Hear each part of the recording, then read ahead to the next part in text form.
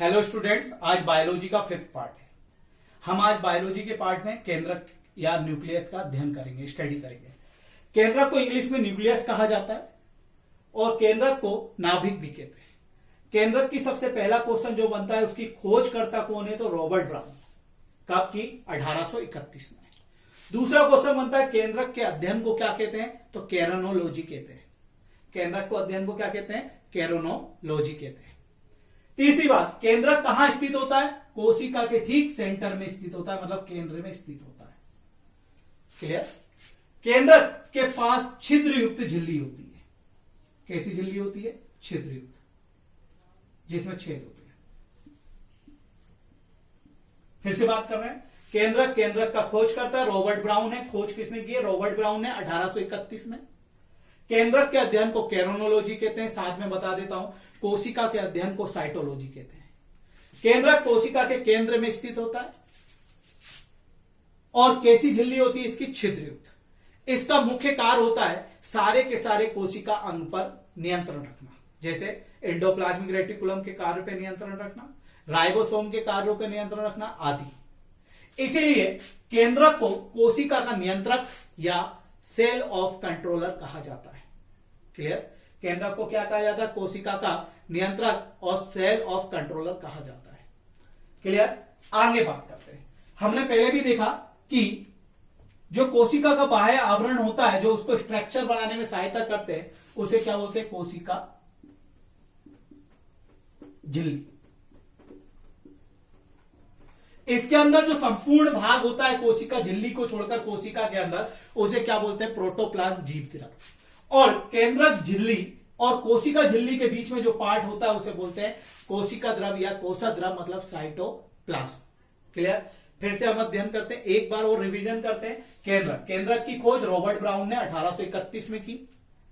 केंद्रक के अध्ययन को केरोनोलॉजी कहते हैं, जबकि कोशिका के अध्ययन को साइटोलॉजी कहते हैं।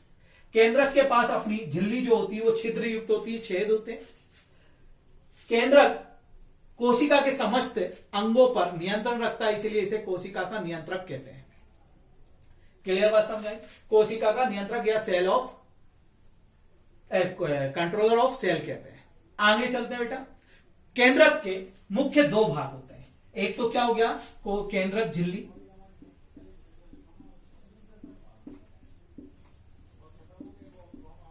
क्या होता है? केंद्रक झिल्ली। क्लियर?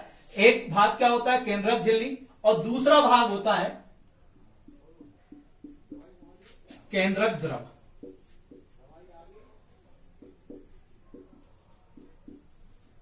दूसरा भाग क्या होता है? केंद्रक द्रव होता है।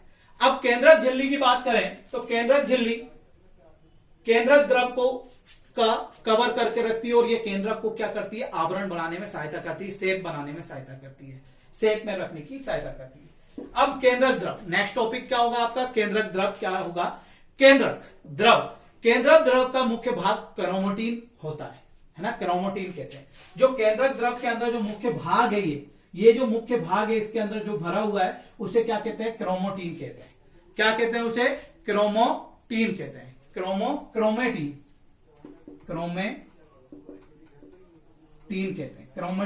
कहते हैं। क्लियर बात समझ आया? क्रोमैटिन कहते हैं। ये धागे नुमा होता है। कई बार पूछा गया क्वेश्चन में कि जो क्रोमैटिन होता है उसका आकार कैसा होता है, तो कैसा होता है? धागे नुमा होता है, धागे की तरह होता है। किसकी तरह होता है? धागे नुमा जाल की तरह होता है। धागे नुमा जाल इस तरीके का धागे नुमा जाल की तरह होता है। क्लियर बात समझ आया? मैंने बताया केंद्रक के मुख्य दो भाग हैं, केंद्रक झिल्ली, दूसरा केंद्रक द्रव। केंद्रक द्रव के अंदर जो पदार्थ होता है उसे हम क्या, केंद्रक द्रव को क्या कहते हैं? उसका मुख्य पदार्थ क्या होता है केंद्रक द्रव का? क्रोमैटिन होता है। क्या होता है? क्रोमैटिन। और क्रोमैटिन कैसा होता है? धागे नुमा होता है, धागे नुमा जाल की तरह होता है, मतलब धागे नुमा जाल की तरह होता है इस तरीके से। क्लियर बात समझ में आया? क्रोमैटिन नाम, इसको क्रोमैटिन नाम या क्रोमोसोम, इसको हम क्या कहते हैं? क्रोमोसोम कहते हैं। क्या कहते हैं? क्रोमोसोम, गुणसूत्र कहते हैं। फिर से हम बात करते हैं, केंद्रक के दो मुख्य भाग होते हैं, एक तो होता है केंद्रक झिल्ली, दूसरा होता है केंद्रक द्रव। केंद्रक द्रव का जो मुख्य केंद्रक द्रव जो होता है उसका मुख्य पदार्थ होता है क्रोमैटिन होता है, और ये कैसा होता है? धागे नुमा होता है, और केंद्रक द्रव को ही कहते हैं गुणसूत्र। क्लियर बात समझ आई? क्या कहते हैं? गुणसूत्र कहते हैं। क्लियर? क्रोमेटिन नाम फ्लेमिंग के द्वारा दिया गया है। जो क्रोमेटिन नाम है वो किसके द्वारा दिया गया है? फ्लेमिंग के द्वारा। क्रोमेटिन जो नाम है वो फ्लेमिंग के द्वारा दिया गया है। फिर पूरा रिवीजन। केंद्रक की खोज रॉबर्ट ब्राउन ने की है 1831 में। केंद्रक के अध्ययन को कोरोनोलॉजी कहते हैं, कोशिका के अध्ययन को साइटोलॉजी कहते हैं। केंद्रक कोशिका के केंद्र में स्थित होता है, इसके पास झिल्ली जो होती है वो छिद्र युक्त होती है। ये कोशिका के समस्त अंगों पर नियंत्रण रखता है, इसीलिए इसे केंद्रक को क्या कहते हैं? कोशिका का नियंत्रक कहते हैं या सेल कंट्रोलर ऑफ सेल कहते हैं। क्लियर? इसके मुख्य दो भाग होते हैं, केंद्रक झिल्ली, केंद्रक द्रव। केंद्रक झिल्ली छिद्र युक्त होती है। केंद्रक द्रव जो होता है उसका मुख्य पदार्थ होता है क्रोमोटीन। क्रोमोटीन कैसा होता है? धागे नुमा होता है, या केंद्रक द्रव जो होता है वो धागे नुमा जाल की तरह होता है, और इसको गुणसूत्र भी कहते हैं। और इसकी जो नाम दिया गया वो किसके द्वारा दिया गया? फ्लेमिंग के द्वारा दिया गया। किसके द्वारा दिया गया? फ्लेमिंग के द्वारा। अब क्रोमोटीन के 3 भाग होते हैं। क्रोमोटीन के कितने भाग होते हैं? 3। आरएनए, डीएनए और हिस्टोन प्रोटीन। क्या होता है? आरएनए, डीएनए और हिस्टोन प्रोटीन। तो क्रोमोटीन के कितने भाग होते हैं? 3। क्रोमोटीन के 3 भाग होते हैं, आरएनए, डीएनए और हिस्टोन प्रोटीन। क्लियर बात समझ में आया? आरएनए, डीएनए और हिस्टोन प्रोटीन। आगे चलते हैं। जब गुणसूत्र कोशिका विभाजन के समय क्या होता है? क्रोमोटीन सिकुड़कर गुणसूत्र में बदल जाता है, विभाजित हो जाता है। मैंने बताया, मैंने उस समय बोला आपसे कि क्या होता है। पहले पूरी बात देखें कि जो केंद्रक द्रव्य होता है उसका मुख्य पदार्थ होता है क्रोमोटीन, और क्रोमोटीन बाद में जाकर क्या होता है?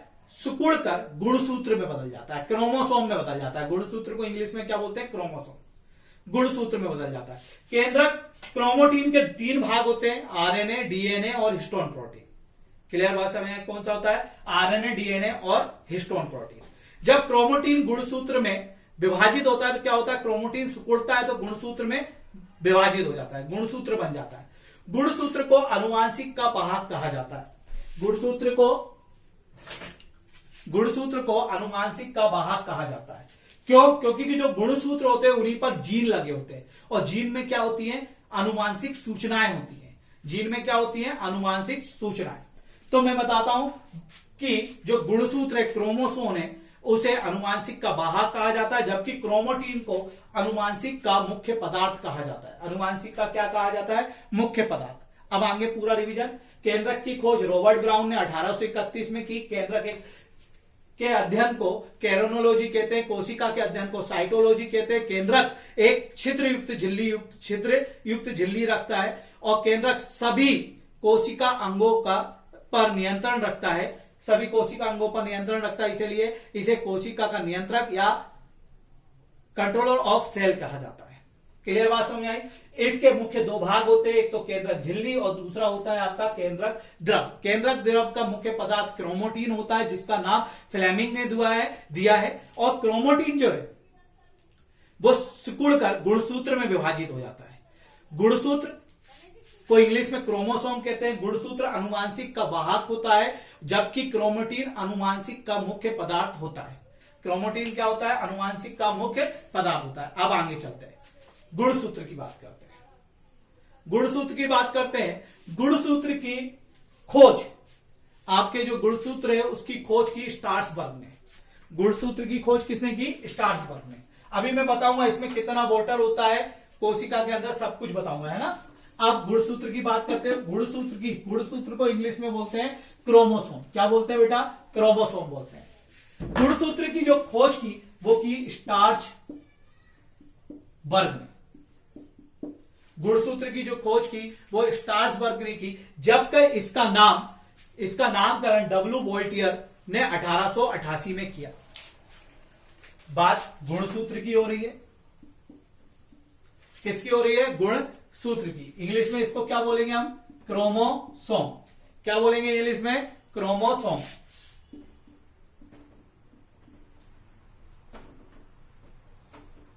क्रोमोसोम बोलेंगे। इसकी खोज, गुणसूत्र की खोज स्ट्रासबर्ग ने की है, जबकि इसका नामकरण, इसको नाम किसने दिया है? डब्ल्यू डब्ल्यू बोल्टियर ने 1888 में। तो बताइए गुणसूत्र को इंग्लिश में क्या कहते हैं? क्रोमोसोम कहते हैं। इसकी खोज स्ट्रासबर्ग ने की, इसका नामकरण डब्ल्यू बोल्टियर ने 1888 में किया। गुणसूत्र जो होते हैं वो जोड़े में पाए जाते हैं। क्लियर? गुणसूत्र क्या होते हैं? जो होते हैं वो किस में पाए जाते हैं? जोड़े में पाए जाते हैं। गुणसूत्र पर अनेकों जीन लगे होते हैं। मैं एक सिंपल सा डायग्राम बना रहा हूं कि ये मान लीजिए अनेकों क्या लगे होते हैं? जीन। जीन में क्या होती है? अनुवांशिक लक्षण पाए जाते हैं, अनुवांशिक सूचनाएं होती हैं। क्या होती है? अनुवांशिक सूचनाएं। मैं अभी बताऊंगा अनुवांशिक सूचनाएं दो प्रकार की होती हैं। क्लियर? आगे देखेंगे अपन जब चैप्टर पढ़ेंगे अनुवांशिक। ठीक है, तो गुणसूत्र को इंग्लिश में क्रोमोसोम कहते हैं। खोज स्ट्रासबर्ग ने की है, नामकरण डब्ल्यू बोल्टियर ने 1888 में किया है। और गुणसूत्र पर जीन लगे होते हैं। गुणसूत्र कैसे पाए जाते हैं? जोड़े में पाए जाते हैं। कैसे पाए जाते हैं? जोड़े में। जीन में क्या होती है? सूचनाएं होती है। जैसे जैसे मैं बोल रहा हूं वैसे वैसे आप लिखते चलो। जीन जो होते हैं उनमें सूचनाएं होती हैं जो एक पीढ़ी से दूसरी पीढ़ी में जाती है। इसीलिए अनुवांशिक को इसीलिए एक मिनट,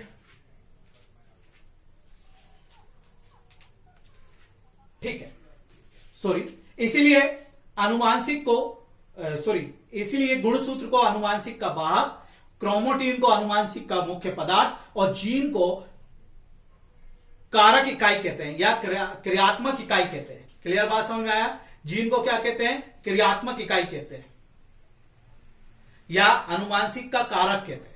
जीन को अनुवांशिक का कारक कहते हैं। जीन को क्या कहते हैं? अनुवांशिक का कारक। आगे देखते हैं कि ये गुणसूत्र क्या होते हैं। गुणसूत्र पर जीन होते हैं। जैसे हम बस में जाते हैं, बस में हम बैठे तो हमारा वाहक क्या हो गया? बस। ठीक है, जैसे बस में हम बैठे तो हमारा वाहक क्या हो गया? बस। तो ऐसे गुणसूत्र पर कौन बैठे होते हैं? जीन। तो जीन किसके लिए होते हैं? अनुवांशिक क्या होते हैं? अनुवांशिक की सूचनाएं रखते हैं, इसलिए अनुवांशिक का वाहक हो गया आपका जीन। क्लियर? अनुवांशिक का वाहक जो हो गया गुणसूत्र, अनुवांशिक का मुख्य पदार्थ जो हो गया वो क्रोमोटीन, और अनुवांशिक का कारक जो हो गया वो क्या कहलाता है? जीन।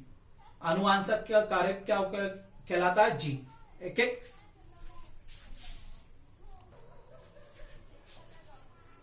तो अनुवांशिक का वाहक कौन हो गया? गुणसूत्र। अनुवांशिक का मुख्य पदार्थ कौन हो गया? क्रोमोटीन। और अनुवांशिक के ऊपर लगे कौन होते हैं? जीन। जीन में क्या होती है? सूचनाएं जो एक पीढ़ी से दूसरी पीढ़ी जाती हैं, इसीलिए इसे अनुवांशिक का कारक कहा जाता है। क्लियर? जीन डीएनए की क्या होती है? संरचनात्मक इकाई होती है। जीन गुणसूत्र के माध्यम से क्या होते हैं? संचरित होते हैं, एक पीढ़ी से दूसरी पीढ़ी जाते हैं। जीवों में जो गुणसूत्र की संख्या होती है वो सामान्य होती है, मेल और फीमेल में, है ना। जो जीव होते हैं उनके जो मेल फीमेल होते हैं उनमें गुणसूत्र की संख्या क्या होती है? सामान्य होती है। और गुणसूत्र कैसे पाए जाते हैं? जोड़े में पाए जाते हैं। क्लियर? जीवों में मेल हो चाहे फीमेल हो, स्त्री हो पुरुष हो, उनमें गुणसूत्र की संख्या क्या होती है? समान। और वो किस में पाए जाते हैं? जोड़े में पाए जाते हैं। कुछ अपन देखेंगे जो एग्जाम में आजकल पूछे जाते हैं कि किस में कितने गुणसूत्र होते हैं, लाइन से नोट करते चलना। तो सबसे पहले बात करेंगे चूहा या बंदर। चूहे या बंदर में गुणसूत्र के जोड़े 21 पाए जाते हैं। तो गुणसूत्र कितने होंगे? 42, उसका जस्ट डबल। क्लियर? मैंने बताया गुणसूत्र किस में पाए जाते हैं? जोड़े में। ठीक है, दूसरी बात, वीडियो बनाने अपलोड करने में थोड़ी समस्या होती है। हम लाइव क्लास चलाना चाहते हैं 5 आवर्स की, तो आप सब्सक्राइब भी करें, पसंद आए तो शेयर करें, लाइक करें और कमेंट्स जरूर करें। क्लियर? कमेंट्स की बहुत कमी है, कमेंट्स करें अगर सही में समझ में आ रहा है। मैं कोशिश कर रहा हूं कि आपको आपके घर की लैंग्वेज में समझाऊं, है ना, ताकि वो जल्दी आसानी से समझ में आए। तो मैंने बताया कि गुणसूत्र सभी जीवों में मेल फीमेल में सामान्य पाए जाते हैं और जोड़े में पाए जाते हैं। हमने बात करी चूहा और बंदर। चूहा और बंदर में गुणसूत्र की संख्या होती है, जोड़े होते हैं 21 और गुणसूत्र होते हैं 42। अब मैं गुणसूत्र की संख्या बताऊंगा, आप उसके गुणसूत्र जोड़े बनाते चलना। जैसे चूहा और बंदर में गुणसूत्र कितने होते हैं? 42 होते हैं। तो जोड़े कितने होंगे? 21।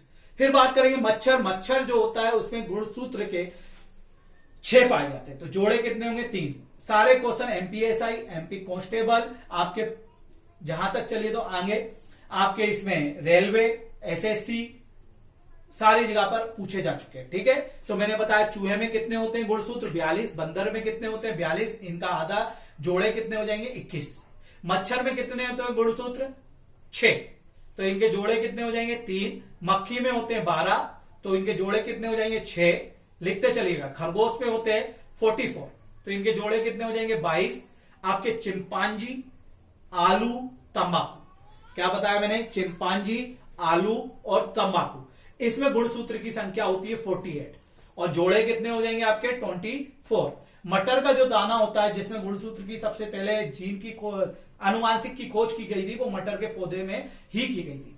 मटर में गुणसूत्र जो होते हैं वो 14 होते हैं, जोड़े कितने पाए जाएंगे 7। फिर से बात करते हैं, चूहा और बंदर में कितने हुए गुणसूत्र 42, जोड़े कितने 21। मच्छर में कितने 6, जोड़े कितने 3। मक्खी में, घरेलू मक्खी में 12, तो जोड़े कितने 6। अब मैं जोड़े नहीं बताऊंगा, गुणसूत्र बताता जाऊंगा, जोड़े आप बनाते जाना, ठीक है। चिंपांजी, आलू और तंबाकू में गुणसूत्र होते हैं 48, मटर में 14, गेहूं और चूहा वेरी इंपॉर्टेंट है, अभी 2 बार पेपर में आ चुका है। गेहूं और चूहा, गेहूं और चूहे में भी गुणसूत्र की संख्या होती है 42। जिस प्रकार चूहा और बंदर में 42 और गेहूं में भी कितने होते हैं 42। मेंढक, अभी आपका जो ग्रुप डी का रेलवे का पेपर हुआ था उसमें मेंढक का भी पूछा गया था। एनटीपीसी 2015 में भी मेंढक पूछा गया था। तो जो मेंढक में गुणसूत्र होते हैं वो 26, जोड़े कितने हो जाएंगे 13। इसके बाद चलते हैं एस्केरिस, क्या बात कर रहा हूं, एस्केरिस।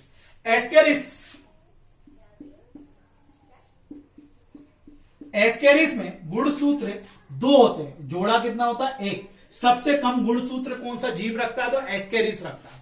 सबसे कम गुणसूत्र के कौन रखता है, तो एस्केरिस रखता है। वो भी कितने रखता है, 1 जोड़ा, और गुणसूत्र की संख्या कितनी हो जाएगी 2। गोल्डफिश, गोल्डफिश अभी आपके एमपी का आपका जो एग्जाम होता है सब इंस्पेक्टर का, उसमें पूछा गया था कि गोल्ड फिश में कितने गुणसूत्र होते हैं, तो इसमें जोड़े में नहीं पाए जाते, इसमें सीधे गुणसूत्र पाए जाते हैं। याद रखना, गोल्ड फिश में जोड़ा नहीं पाया जाता है, गुणसूत्र पाए जाते हैं 100 से 104, 100 से 104।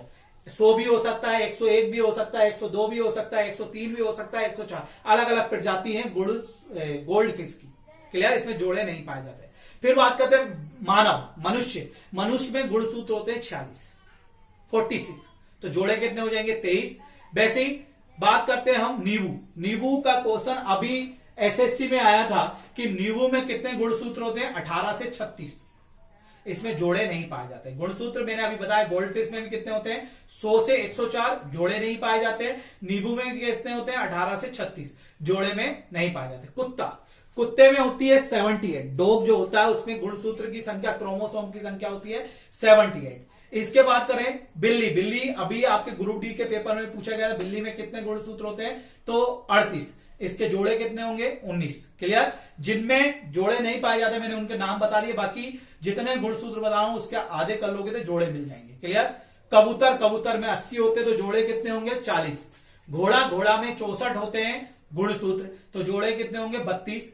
प्याज में 16 होते हैं, तो गुणसूत्र कितने होंगे, जोड़े कितने होंगे 8 रुपए किलो प्याज, याद रख लेना, ठीक है। इसके बाद हम बात करें मक्के का जो भुट्टा होता है वो 10 रुपए का मिलता है, तो 10 जोड़े होते हैं और गुणसूत्र कितने होते हैं 20।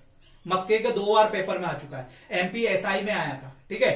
टमाटर में 24, टमाटर का आपका जेई के पेपर में आया, टमाटर में कितने गुणसूत्र होते हैं, तो 24। कितने जोड़े पाए जाते हैं 12। मनुष्य का याद रखना 23 जोड़े होते हैं और 40 गुणसूत्र होते हैं। फिर बात करें चूहा में मैं पहले भी बता चुका हूं कितने होते हैं 42। क्लियर, और कितने गुणसूत्र के जोड़े होते हैं 21। क्लियर, अब हम इस वीडियो को यहीं समाप्त करते हैं। अब कोशिका का थोड़ा सा और पार्ट बचा है, वो हम कंप्लीट करवाएंगे कि कोशिका में पाए जाने वाले मुख्य तत्व क्या है, कोशिका में पाए जाने वाले मुख्य अवयव क्या है। क्लियर, उसके बाद अनुवांशिक स्टार्ट करेंगे। मैं अभी ज्योग्राफी भी स्टार्ट करने वाला हूं, ठीक है, और एमपी जीके स्टार्ट करने वाला हूं। अब हम आगे बात करते हैं कि 1000 सब्सक्राइबर के बाद लाइव क्लासेस होगी। आपको पसंद आ रहा है तो लाइक जरूर कीजिए, शेयर कीजिए, कमेंट्स कीजिए, और दिन में दिन वीडियो की क्वालिटी क्या होगी, सुधरती चली जाएगी। All the best and best of luck.